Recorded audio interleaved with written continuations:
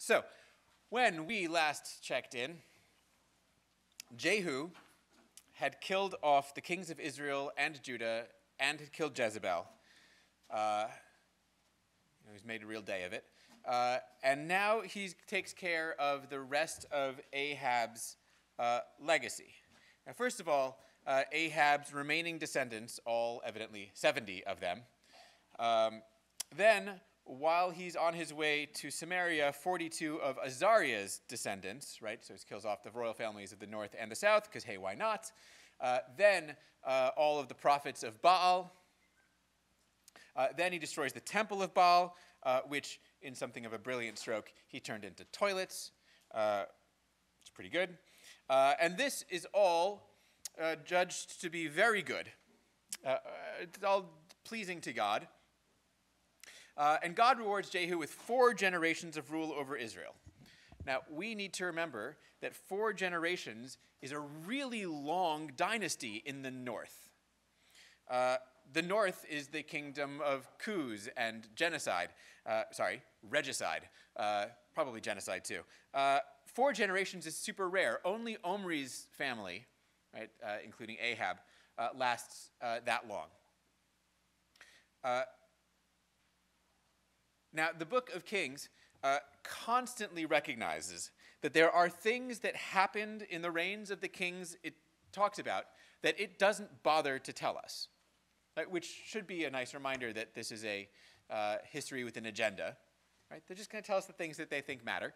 But they note, right, there's other stuff that happened. Thus, with Jehu, for example, we get this standard formula, right? And we see this over and over again. The other events of his reign and all his actions, all his exploits are recorded in some other place that's like an annals, right? Like a full register, theoretically, of what the king was up to. This is not that, nor should it be taken as that. Self-identified as such. But sometimes we forget, because, Bible, right? We forget that this is actually true, right? There was other stuff that happened in the reigns of these kings. And with Jehu, for example, we know at least one important thing that happened, and that is that in 841 BC, and by the way, how have we been doing this class this long and we're only in 841 BCE? Like, whew, it's like just history keeps going. Okay, in 841 BCE or thereabouts, Shalmaneser III, who was the king of Assyria, invaded the entire Levant. And he came right up to the border of Israel. He wasn't actually interested in Israel, who really was. He was trying to conquer the Arameans, but he comes right up to the border of Israel, and Jehu, evidently quite intelligently, submitted, right, paid tribute to Shalmaneser. And we know this because Shalmaneser recorded it for us on his own document, which is known as the Black Obelisk, which is a really cool name, if not particularly descriptive. This is the Black Obelisk of Shalmaneser, and you can actually see in one of the registers, you can see that's Jehu bowing down before Shalmaneser. One of the interesting things about Shalmaneser's record of this event is that he describes Jehu as the son of Omri. That is, as a member of the dynasty that the Bible tells us Jehu just thoroughly wiped out. Now, that doesn't mean he's literally the son of Omri, right? It means he's like just part of the lineage. The fact that this is what the Black Obelisk says doesn't mean the biblical account is wrong. Right? In this case, it probably means that the Assyrians just weren't so clued in to dynastic politics in Israel. Didn't know enough to know that Jehu was in fact a usurper of the throne. But it also means that the dynasty of Omri was like powerful and important enough to have given its name to essentially all the kings of the northern kingdom of Israel. In the same way, of course, that David is, right, all of the kings in the south are the members of the David family. I put this forward as an example of sort of the kinds of evidence that we use to reconstruct Israelite history in something in anticipation of this week's section on historiography. We have information from the Assyrian side that's not in the Bible. We have information from the biblical side that's not in the Assyrian accounts. and we have things that are in both accounts and don't necessarily line up. Right? How do we decide what's historically accurate and useful and what's not? Right? On what basis do we write a history of Israel? Especially when, as we can see from this example, both biblical and extra-biblical materials have their own agendas, right? Their own types of knowledge. Right? We shouldn't. Right? We have a tendency to think like, well, we know that the Bible is telling it like its own way, but anything non-biblical is like giving us the real picture, right?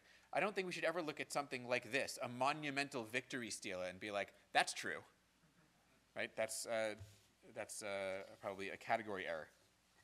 Okay, after Jehu kills Ahaziah, the queen, remember the king in Judah, the queen mother, Athaliah, takes over. Maybe not in the nicest way, right? She kills off everybody who could be a potential heir, leaving her in charge. But she reigned for 7 years, which is remarkable. She's the only woman to rule either Israel or Judah, unless we count Jezebel to some extent. But you should note that we know absolutely nothing about her reign. There is no description of anything that happened in all of those years. She doesn't even get the standard, description of all the other things that happened in her reign are recorded in whatever. Right? It's as if her reign was so anomalous that it was essentially written out of history, which is a phenomenon we actually know from elsewhere. Something very similar happened in Egypt, where if you you look at sort of monumental depictions of the reign of Queen Hatshepsut, right? You will find that they're often effaced, right? Her cartouche, her name is scratched out on the stone. Egypt, of course, had queens ruling somewhat more regularly than Israel did, but the practice seems similar. This is sort of a literary manifestation of what is in Egypt a monumental tradition of effacing the names of the queen. In any case, Athaliah's attempt to kill the entire royal line failed because, and I've noticed this before, someone's always saved, and in this case it is Joash. And Joash was a very good king. He made badly needed repairs to the temple. It's described here. And the Bible is delighted, of course. Anyone who's doing something nice for the temple is a good king. Amazingly, in 2003, which at the time that I first started teaching here was relatively recently, in 2003, a tablet was emerged that seemed to describe this very renovation. Described is written in the first person, right, from Joash's perspective. I giving money and assigning people to do this renovation. It gives all the sorts of details that seem to conform to the biblical account, all of which is awesome and very cool, except it's a forgery. It's not a great one. It's good, but not great. It was good enough to cause some debate at the time. There were some people who were like, I don't know, maybe, but it is now in the dustbin of forgeries. There's an entire sort of class session or more that could be dedicated to the business of forging antiquities, particularly biblical ones, including Dead Sea Scrolls and all sorts of stuff, and how that has ebbed and flowed and waxed and waned over time. And we are living in a wonderful, rich moment of forgery right now. The last 10 to 15 years have just been an explosion of this stuff as forgers have gotten better at what they do, and we are trying to continually keep up with them. But artifacts that when I was a student were absolutely, museum huge pieces. The artifact that was literally the symbol for the Israel Museum in Jerusalem, we now know was a forgery. But it's an amazing thing. Anyway, this is the forgery that is relevant to our current discussion.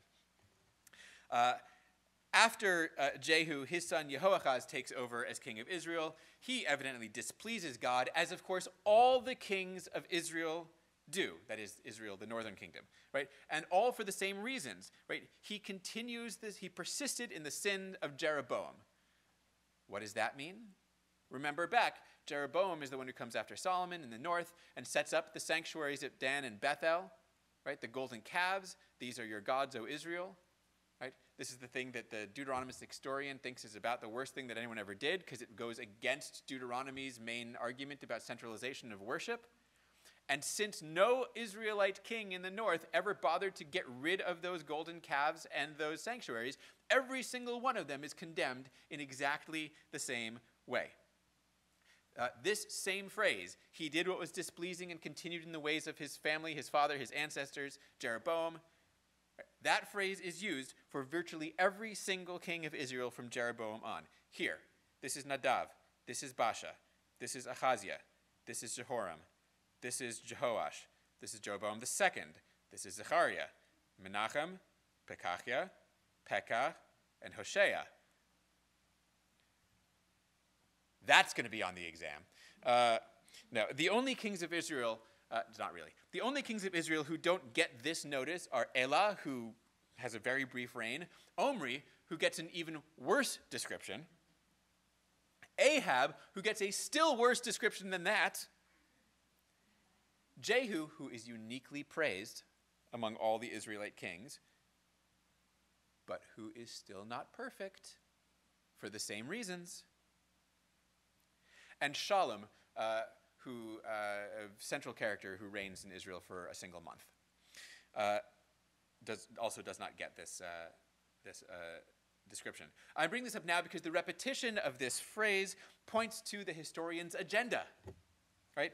And at times, it's conflict with historical reality, which is a conflict that we have seen before. Here, you'll note, Jehoahaz does what is displeasing, and evidently in response, God delivers Israel into the power of the Arameans, right?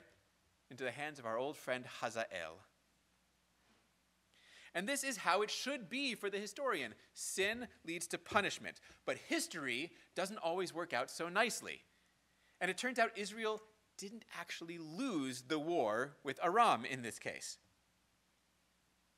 So what do? Suddenly, we have Jehoahaz pleading with God, and God listening to him, right? And sending a deliverer, all of which feels oddly, or maybe not so oddly, like the reduced sentence on Ahab that we saw last time. To prove my point somewhat, we can look at the next king of Israel, Jehoash, who gets the same sentence, right? Of course, he also did what was displeasing and continued with the sins of Jeroboam. But evidently, nothing bad happened in Israel during his reign. Right? Even though it ought to, right? He did the exact same thing his father did. His father who was punished with, the Aramean oppression.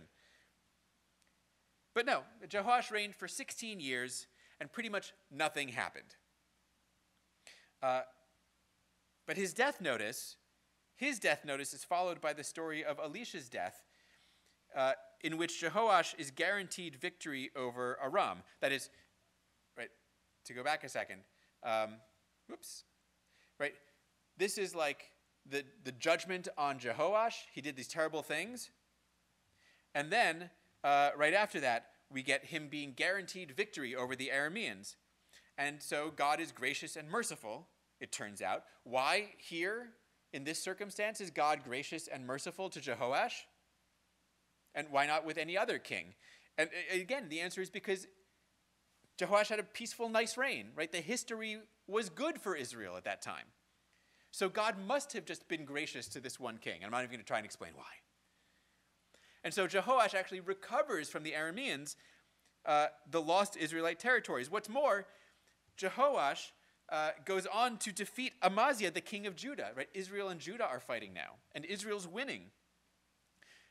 Jehoash even carries off all the treasures of the temple and of the palace. So where's God's judgment on Jehoash for his terrible sins and continuing with the sanctuaries in the north? Couldn't be there, because the history was what it was, right? Jehoash was incredibly successful.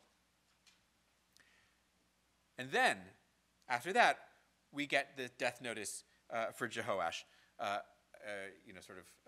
in its typical style. My point is that the historian's agenda, sin and punishment, and the reality of history are not always aligned. Right? When they are, terrific. The historian can be like, look, this king was punished for his sins. And when they're not aligned, the historian has to explain this somehow. God was gracious. Or there was a quick repentance. Or, the king pleaded. Right? Either the history has to be made to fit the ideology, or you have to abandon the ideology. So you can see these explanations, right? This straining to fit the history into the ideology. You'll see even more of it next semester in the prophetic texts. Now, we have noted more than once that while the Davidic dynasty continued uninterrupted for the entire length of the Judahite monarchy, in Israel such was not the case. And this is nowhere more clear in the succession of kings who followed Jehu's line. The fourth generation of Jehu, remember he gets a 4-generation gift from God, the fourth generation is Zechariah. He rules for 6 months before he's killed by Shalom. Shalom reigns for 1 month before he's killed by Menachem. Menachem has a nice peaceful reign and evidently a peaceful death. But his son Pekahiah reigns for only 2 years before Pekach kills him. He in turn reigns for 20 years but is killed by Hoshea. Right. Point being, it was a pretty bloody succession history up there in the north. How do we account for the differences between the northern kingdom and the southern kingdom? So we should note that the anomalous situation is the one in the south, not the one in the north. Right? Throughout the ancient Near East, dynasties came and went. Coups occurred regularly. You can see that in the history of Assyria and Babylon and Persia later. We've already seen it ourselves with the Arameans, right? With Hazael, right, who kills off Ben-Hadad. Although maybe few places had quite the convoluted succession that Israel had. Right? It's hard not to think that the regular coups in the north had something to do with the influence of foreign powers. Most foreign powers invaded Israel from the north. Right? The only major foreign power to the south is Egypt, who by this time in history is not nearly the force that it was 500 years earlier. So whether it was the Arameans or the folks coming from Mesopotamia, right, the Assyrians, the Babylonians, later the Persians, right, they're all coming from the north, right? They're all coming along, right, the Fertile Crescent. It's all coming down through the top. And so the northern kingdom, any time a foreign power came in, the northern kingdom was always going to be the first one to be attacked. And especially in the later stages of the Israelite kingdom, the northern kingdom was almost always under attack by someone or paying tribute to someone. So internal instability and internal political instability are, I think, probably related. But in the south, even when Judah was in trouble militarily, as it frequently was, the Davidic succession remained intact. Now, the Bible explains this by saying that God had made a promise to David, right, that his line would always be on the throne. And this is clearly related to the historical situation, but the question is, in which direction? Did the Judahites have some concept from some early stage, perhaps, of divinely ordained Davidic rule, such that in their minds they should always be ruled by someone from that family? Right? Was that an ideology that they themselves came to? Or is it that the historian, seeing that what happened historically was that David's line did in fact stay on the throne, create a sort of a theological explanation for the historical fact? After all, he creates theological explanations for the historical facts of the north. Why not for the south too? And I'll throw in one other possibility, which is that the succession in the south was not actually legitimately one Davidic ruler after another. And maybe there were coups, and maybe there were usurpers in there, but the ideology of the Davidic promise meant that they all either took on the mantle of a descendant of David, or the historian simply gave it to them. These are things that we may not ever know. But I do want to keep in mind, right, that it's not the case that just because the Bible says, right, there was always someone from David's line on the throne, Does that make it true? I know that the Bible has an agenda there. Right? I know there's a biblical agenda. Now to the fall of the northern kingdom, the end of the north, the end of Israel, which was, to a certain extent, predictable, at least in purely human political terms. Menachem had already submitted to Assyria and paid tribute. Assyria had already invaded and deported large segments of Israel's population under Pekah. So as a political entity, Israel's existence was already in something of a desperate state. And then Hoshea became king. And intelligently enough, submitted to Assyria, right? Became its vassal. Less intelligently, Hoshea tried to get out of his vassalship to Assyria by appealing for help to Egypt, which I just told you wasn't very powerful at this time. And of course, Hoshea gets caught and arrested. I think that's still that same slide. And Assyria invades and conquers Israel and deported its inhabitants to Assyria. We are then told that this happened because the Israelites sinned against the Lord their God. Really? Because it looks to me that it happened because the kings were dummies and for purely bad political decision making. What we have here in this remarkable chapter, 2 Kings 17, the fall of the north, what we have here is maybe the most blatant example of a phenomenon that we've seen repeatedly to this point. The historian reconceptualizing historical events through his own ideological and theological lens. This is human history, politics, international conquest and vassalship, diplomacy, war, being reinterpreted in divine terms.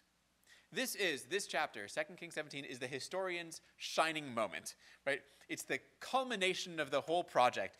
All of the ideology that he's been pushing the whole time really comes to fruition right here in this dramatic fashion. And he revels in it. Right? This is, you can see the historian just loving being able to tell this story. The language is just infused with Deuteronomistic concepts. I think he begins with the historical background, with the story, right? However briefly, right? Just as in Deuteronomy 26 or Joshua 24 and 1 Samuel 12, these chapters that are sort of rehash Israel's early history.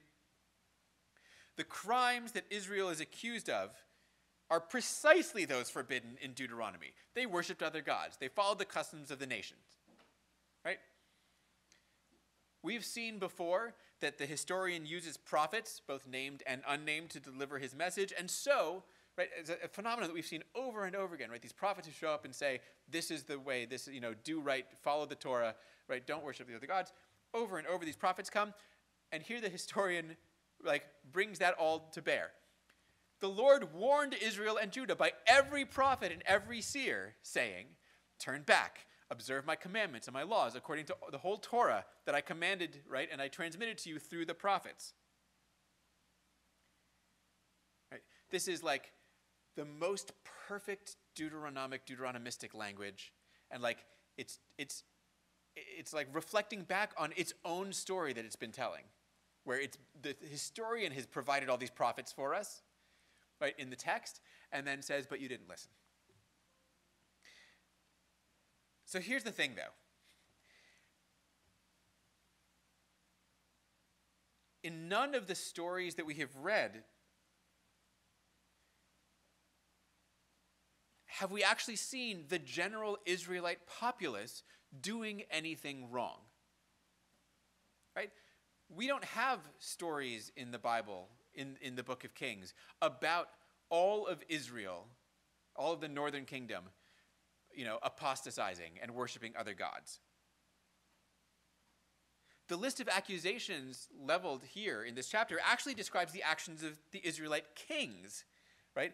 We have the two calves of Jeroboam, right? They rejected all the commandments of the Lord. They made molten idols for themselves. He, right? The Asherah, that is the sacred post here, which is something that was set up by Ahab. Baal worship, that's Ahab and Ahaziah. Child sacrifice, that's Ahaz. Augury and divination, you can go all the way back to Saul if we like. Now, many of these royal actions have nice narratives attached to them, but nowhere are there similar narratives about the people at large sinning this way. So much of what we're seeing here then is the fulfillment of the historians' repeated warnings about why it's dangerous to have a king at all. When you have a king, the entire population is judged on the basis of how the king acts. One person now stands in for the entire people, and when that person sins, everybody is sinning.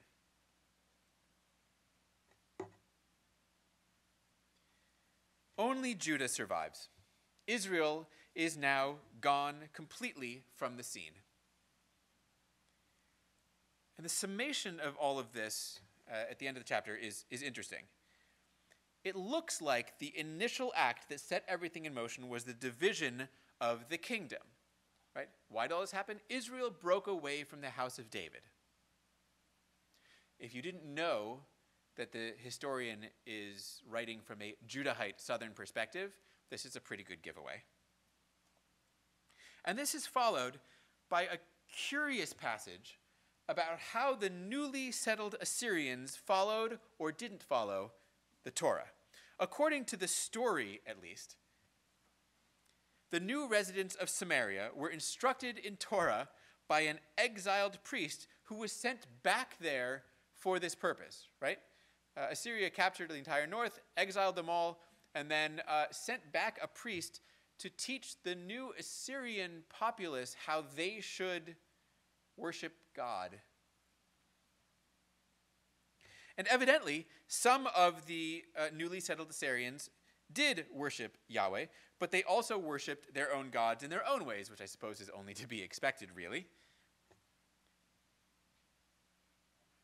And this situation is then construed in the present tense. To this day, says the author. To this day, they do not follow they follow their former practices. They do not worship Yahweh properly. They don't follow the laws and the practices, the Torah, the instruction that the Lord enjoined upon the descendants of David. To this day, their children and their children's children do as their ancestors did.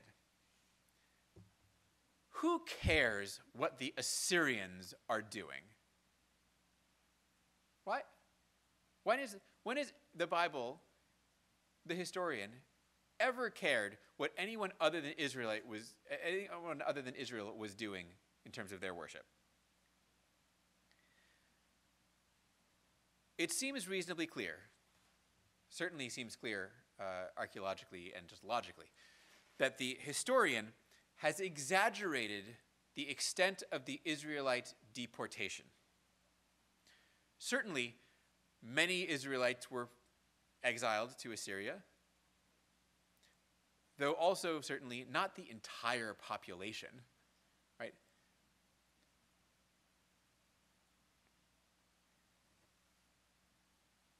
So who's in the north? Some Assyrians probably, but probably a whole awful lot of Israelites. Israelites who simply weren't deported.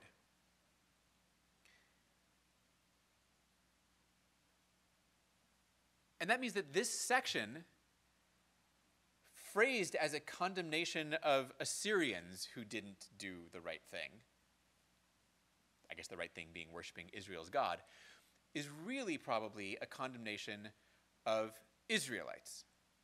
That is, the inhabitants of the north, who are here being described as if they are Assyrians, right? This is part of an ongoing discourse that we will see from here until the end of the Bible, really, about who the real Israel is.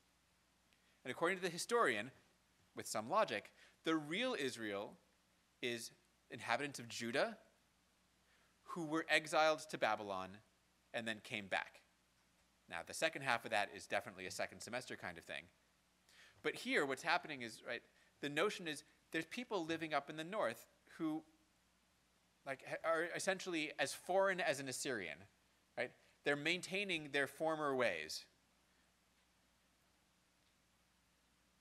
It's a great bit of propaganda, because what it does is it essentially de-Israelites them. De-Israelify. It makes them non-Israelites, right? People who have been Israelite the whole time, even when they were sinning, even when they were worshiping these calves at the sanctuaries of Dan and Bethel, even when they were following the sin of Jeroboam, they were still Israelites. But from the perspective of the historian sitting in exile, the Judahite historian sitting in exile, those people who are back there in the land are not the real Israel anymore. The real Israel left. It's a really good polemic. When we finish with the north, we turn to one of the great kings of the south, Hezekiah. Hezekiah did just as David had done. He was pleasing to God, which again is the kind of sentence that only the Deuteronomistic historian could say, because Lord knows anybody who lived through David's reign would not describe it that way. But this becomes a common trope among the descriptions of the Judean kings, right? So we had the trope for the north. Here's the trope for the south. This is Amaziah, right? Note that he was pleasing, but not like David. So to his son Azariah, also known as Uzziah. So to his son Jotam.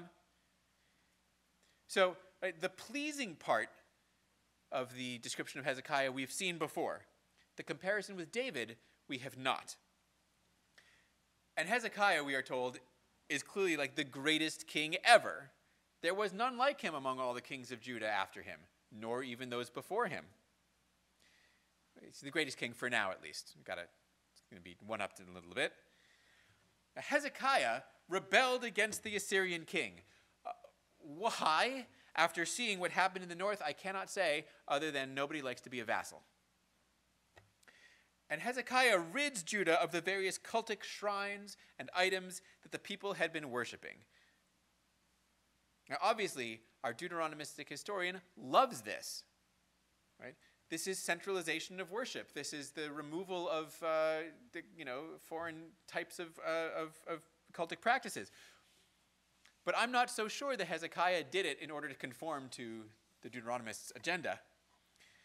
It seems likely that in centralizing worship in Jerusalem, which Hezekiah does seem perhaps to have authentically done, centralizing worship in Jerusalem was perhaps, in part at least, a government takeover of the temple-based economic system. Sanctuaries, temples, are not just religious spaces. They were prime economic drivers. When you have to go to the sanctuary for festivals and to worship, right, you build a whole business model around that. If any of you have ever been to visit, like, the Vatican, for example, right, there's a whole economy there of people coming to visit the Vatican. Right? And we could say the same thing about all sorts of sites everywhere else, including, Jerusalem is the same way.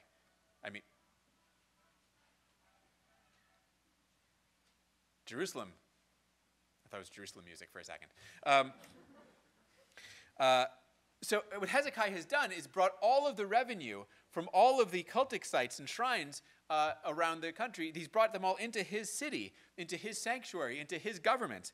And this is almost, if not entirely, probably a defensive measure in preparation for the inevitable coming onslaught from Assyria. And then, as expected, Sennacherib invades and captures basically every city in Judah except Jerusalem. And this makes Hezekiah look pretty smart. Because with all of the goods from all over Israel, all the local sanctuaries now centralized in Jerusalem, Hezekiah can use all that money as ransom to save Jerusalem. And he does. Now, when the Assyrians come right up to the gates of Jerusalem, an Assyrian officer known as the Rabshakeh, which is just an Assyrian military title, the Rabshakeh makes a speech, a scathing speech. What makes you so confident? He's using local Israelite or Judahite religious beliefs to his own advantage.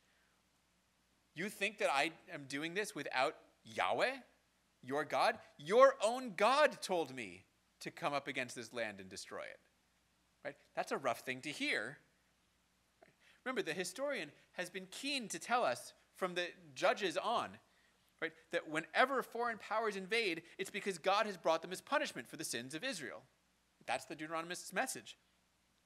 So the Rabshakeh, like picking up on that, is like, I'm not here of my own accord. Right? This is punishment for you.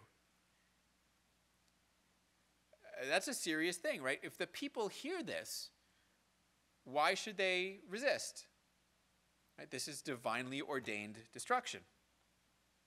Which is why the elite leaders, the like literate types in the government, ask the Rabshakeh to please speak not in Hebrew, which the populace speaks, but in Aramaic, the diplomatic language of the time, that only presumably they understand. Right? They don't want him to actually affect the minds of the populace by having them hear this theological explanation, right? Internal Israelite theological explanation for why he's there. But he persists, and he gets even more pointed in his remarks. Right? Every nation, we've conquered everyone, right? They all prayed to their own gods to save them. That didn't work. Right? Where were the gods of Hamat and Arpad? These are the gods of the Arameans. Right? Even Samaria, which we've just conquered, and worship the same God as you. We conquered them too. What makes you think you'll be different? Why are you so confident? In the end, Hezekiah and Jerusalem are saved, somewhat miraculously, it would seem. This message is given to Hezekiah. Assuredly, thus said the Lord concerning the king of Assyria, he's not going to enter the city. He shall go back the way he came. I will protect and save the city for my sake. For the sake of my servant David, this message delivered to Hezekiah by Isaiah, that Isaiah. And indeed, an angel of the Lord strikes down a huge number of the Assyrians who retreat. That's a miracle indeed. What actually happened here? I don't know. Even though we have the description of this from both the Israelite side and the Assyrian side, it's still not entirely clear what happened. It is possible that a plague broke out in the Assyrian camp. That's a known thing that happens in war. Like, camps aren't the cleanest places. It's actually why purity regulations are so high for military camps. It's possible that Hezekiah just paid him off and that was the end of it. What we know is for a fact is Sennacherib did in fact retreat, or at least didn't destroy Jerusalem. So something must have happened, but from the Bible alone we wouldn't know what it was necessarily.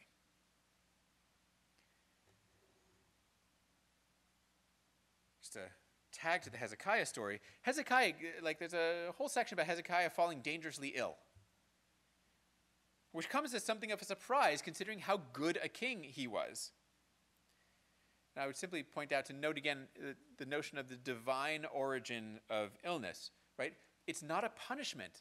Hezekiah is not being punished for anything, but it's still from God. And this story demonstrates, as in the case of the Elijah story, that prayer works. Now, after the greatest king since David comes the worst, Manasseh. Manasseh is said to do all of the things that the kingdom of Israel did. And the historian makes sure that we know that this is the cause of the downfall of Judah, typically accomplished by means of an unnamed prophet. And see, there's a key phrase here that you might recognize at the end there. Because King Manasseh did all these terrible things, I'm going to bring such a disaster on Jerusalem and Judah that both ears of everyone who hears about it will tingle. And if you read and remember what's happening in the book of Samuel, you will know that when your ears are tingling, what is about to go down is something bad with the ark. Now, for a king who reigned for 55 years, we have almost no information about Manasseh. We don't learn any details about what he actually did, just that he did awful, terrible things. You can imagine how hard this was on the historian. Here is the worst ruler ever by the historian's ideological standards. Right? The worst ruler in Israel's history, but he had the longest reign of any king in Israel. Full stop. And when he died peacefully, and the kingdom survived him. So how to deal with this? The historian's answer is the punishment will come eventually, and when it does, it'll be this guy's fault.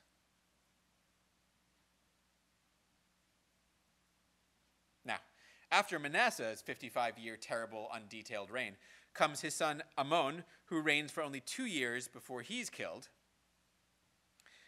Now, we have said before that coups are a feature of the north, not the south, but there were coups in the south as well.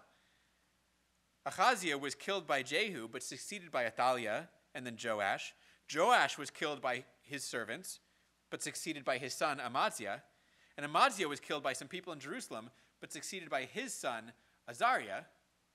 So these coups don't really result in dynastic change, or maybe they do, and that's being covered up by the historian and his Davidic lineage agenda. In any case, these all look like, as they're given to us, more of the younger generation taking over kind of coup, rather than the someone not from the royal line taking over coup. And after this, Manasseh and his son, comes Josiah, the next greatest king since David, and the new greatest king ever. There was no king like him before, nor did any arise after him like him, which is said about Hezekiah too. But anyway, here's Josiah. Now, obviously, the most important part of Josiah's reign, from the perspective of the historian, is the discovery of the Torah scroll in the temple. Look how it is described. The covenant, right? Solemnized the covenant. They fulfill all the terms of this covenant as inscribed upon the scroll. Covenant language is D, right? That is the law code of Deuteronomy. That's how it describes itself, and that is what's being described here. Josiah reads the scroll and does absolutely everything that Deuteronomists would ever want. He even takes care of the shrines in the north, which he doesn't control anymore, but there is no king in the north, so he can go ahead and do it. Josiah offers the Passover sacrifice, which is hugely symbolic, of course, and we're told hadn't been offered, at least not correctly, in the days of the judges or the kings. When was it last offered correctly? In our story, it's last offered correctly by Joshua upon his arrival into the promised land. In other words, this signifies the return of the unified, true Yahwistic community of mythic past, right? This is a symbolic gesture, the re-offering of the proper Passover sacrifice, right? We're restoring the days of Joshua, right? Which you remember is the time before Israel went to hell, right? The time of Joshua is when all Israel was together and everything was going swimmingly. Now, as you know from your reading, there is a central historical question about this narrative. Did Josiah actually discover an old scroll in the temple? Or did someone at the time of Josiah write a scroll for the first time and present it as old? In short, is D Mosaic, or is it a pious fraud? And the answer is, it is a pious fraud. Right? As we saw, D, Deuteronomy, speaks in all of its laws and all of its language to an already settled Israelite community. And it's clearly innovating against practices of an established, settled community.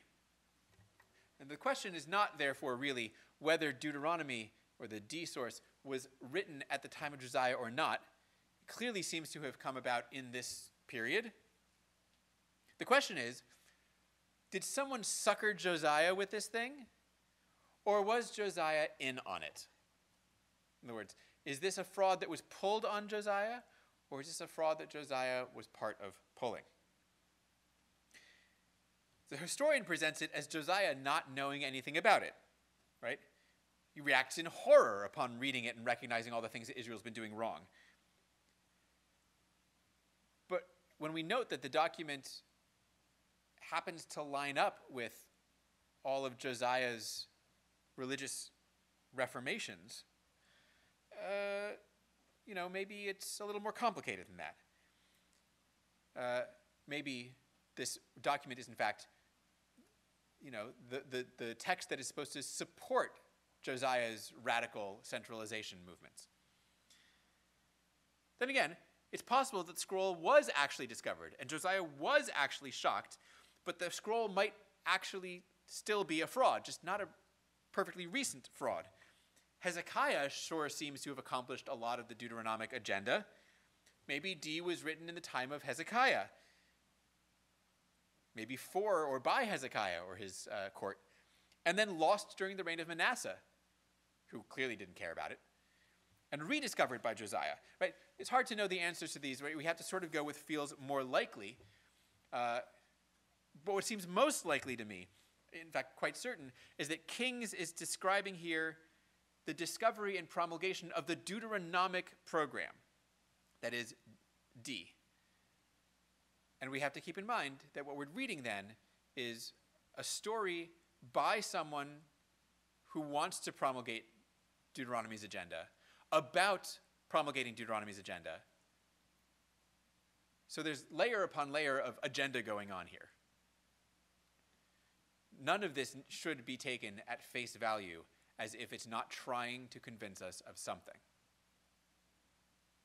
Now, to close off, Josiah dies in battle with King Necho of Egypt, which is pretty confusing, since we had read already in the text a prophecy from the prophetess Huldah that he would die peacefully.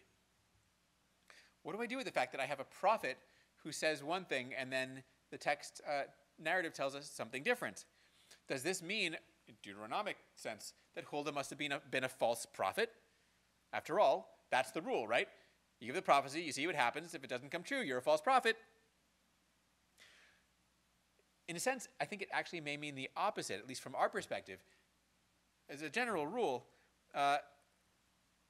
when prophecies come true, we tend to say that they were written after the fact, right? That's sort of how we as historians look back on these texts. That prophet got it like spot on. Probably it was written after the fact. But the reverse is true also. A prophecy that is given and doesn't come true, it's probably something someone actually said. Right? Because otherwise, why are we preserving it? From the death of Josiah onward, the fall of Judah happens real fast. His son Jehoahaz is imprisoned by the king of Egypt